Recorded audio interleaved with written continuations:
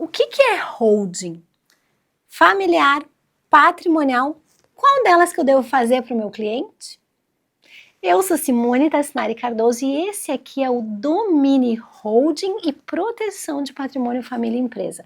Um quadro que eu tenho toda a semana e que é destinado para os advogados que estão dentro da minha rede, a rede de advocacia protetiva, e que faz com que esses advogados consigam multiplicar por 3, por 5, por 10 o seu faturamento. Esse quadro aqui ele é criado para ser um quadro direto ao ponto que possa ajudar os advogados e advogadas a se posicionarem sobre o seu conteúdo e até saberem como é que eles podem explicar para os seus clientes e trazer um alto impacto. Então, não estranha não, advogado, que eu estou explicando como se fosse para o cliente para que tu possa usar isso no teu dia a dia. E o que é holding? Holding nada mais é do que a organização patrimonial dentro de um CNPJ.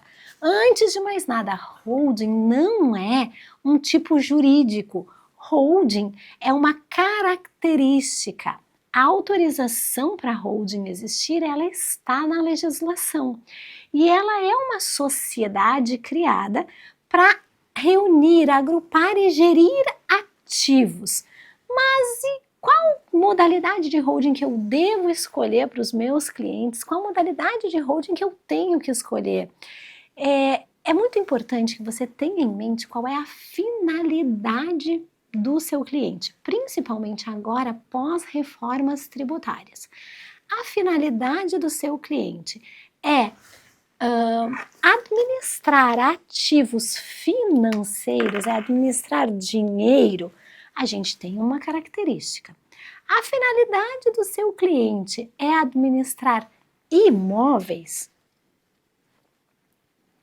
A gente tem outra característica. A finalidade do seu cliente é administrar imóveis para locação. A gente tem outra característica. A finalidade do seu cliente é administrar imóveis para Airbnb. A gente tem outra característica. A finalidade do seu cliente é organizar o patrimônio da família dele de forma que no momento do falecimento já não pague tanto imposto e possa ser entregue para a segunda geração com muito mais perspectiva, com muito mais agilidade e rapidez. Ou a finalidade do seu cliente é fazer a gestão de todos esses ativos e também gerar esse impacto aí para os seus sucessores. Para cada um dessas finalidades, existe um impacto diferente na reforma tributária. É importante que eu diga para vocês que a reforma tributária ela vai mudar estruturalmente o regramento de direito das sucessões no país. Então, a gente tem uma mudança grande. Sobre este tema do planejamento sucessório e das reformas, tanto tributária quanto do Código Civil, eu montei um curso e esse curso já está disponível. Eu vou pedir para o pessoal da técnica deixar fixado neste primeiro comentário aqui o acesso para quem quiser estar comigo dentro da plataforma desse curso. E esse curso tem uma coisa bem legal que é o famigerado modelo. Eu criei uma aula desse modelo de holding, que é uma coisa que os advogados e advogadas sempre me pediam e eu sempre recusei fazer. Neste momento pós-reformas, eu tive condições de criar uma estrutura que os advogados que são especialistas e não advogados comuns conseguem entregar para o seu cliente. Beleza, dito isso, gente, qual holding que o seu cliente deve montar, deve fazer?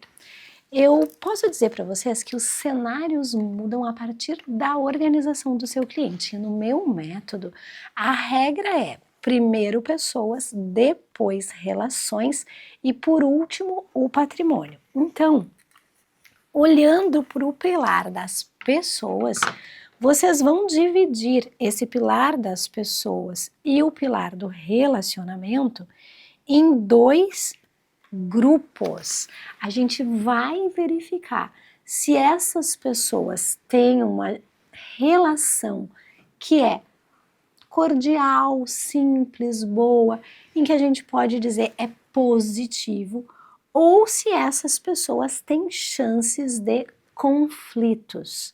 Simone, como é que eu vou fazer isso? Se você já é meu aluno da especialização, pode pegar lá o seu manual de diagnóstico e o seu formulário de atendimento, que é esse aqui, ó, né?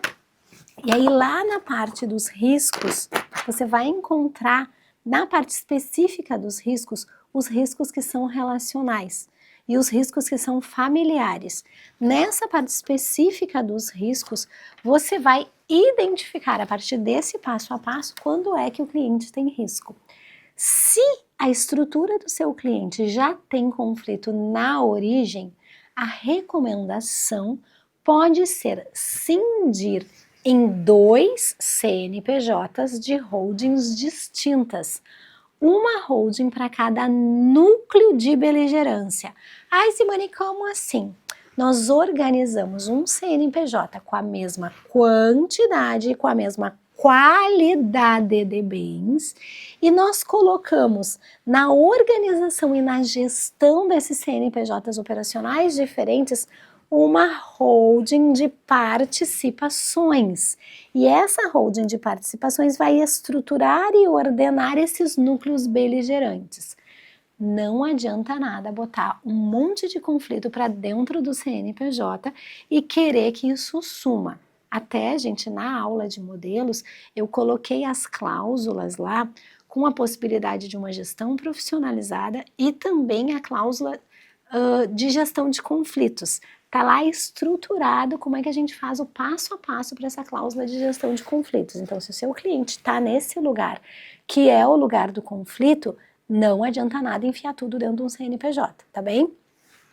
Dito isso, a gente vai fazer a olhada no risco patrimonial do cliente. Então, no risco patrimonial do cliente, a partir daquilo que o cliente precisa e a partir do dinheiro que ele precisa para viver a vida dele, a gente vai tomar decisões jurídicas.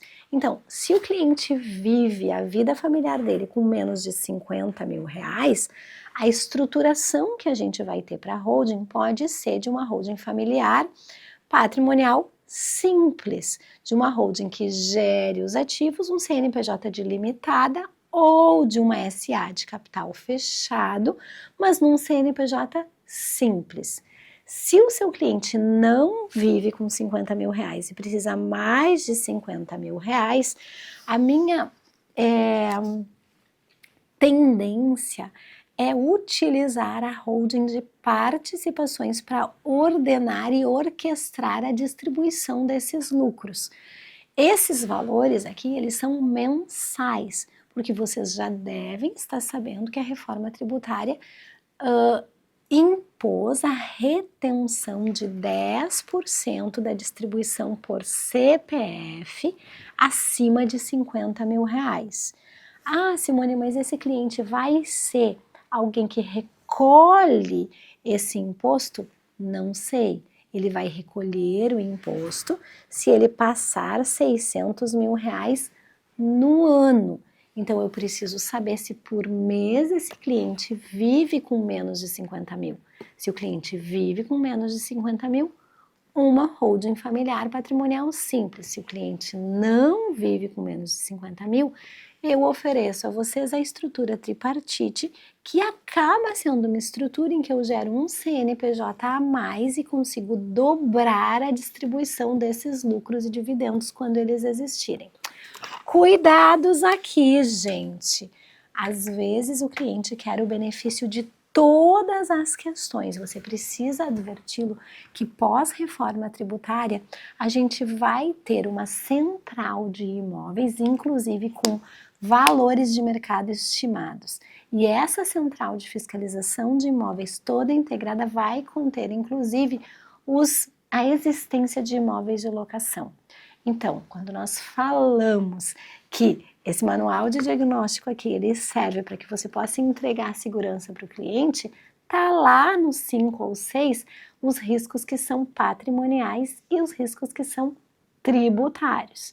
Se você já é meu aluno da especialização e está confuso ainda, porque esse vídeo foi um vídeo rápido, direto ao ponto para conversar com o cliente que está, o advogado sentado aqui, eu vou te dizer, entra lá na especialização, pega a simulação de holding que eu e as professoras fizemos para olhar para essa estrutura e a partir dessa aula vocês vão entender. E junto precisa estar a aula dos haveres, que é a aula da professora Ana Raquel, para que vocês saibam do que nós estamos falando. Ficou com dúvida? Pode pegar a aula das cláusulas de segurança, tá bem? Porque as cláusulas de segurança vão te ajudar nesse processo. Mas aqui, não sou aluno da especialização ainda, Simone, mas sou aluno do curso do Planejamento Patrimonial e Sucessório pós-reformas. O que eu tenho que olhar? Primeiro você vai olhar todos os instrumentos lá, doação, previdência privada, seguro, testamento, holding, e aí vai olhar esses instrumentos com os efeitos das reformas, e aí lá vai ter a explicação do porquê e como que se faz isso de um jeito vantajoso para o seu cliente. Ah, Simone, mas eu não entrei ainda no curso. Não perde a oportunidade. Ah, mas não é o meu momento. Tudo bem, não consegue ainda estar do lado de cá, eu tenho uma grande oportunidade para você que é entrar em contato com alguém da minha equipe e poder fazer um diagnóstico da sua advocacia. Com esse diagnóstico, você já sai com uma área para destravar a advocacia.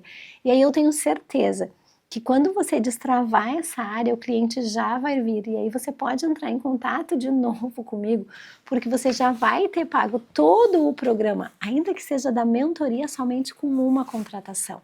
Porque hoje a mentoria está saindo R$35 mil e os clientes têm pago cerca de R$70 mil para uma organização patrimonial simples.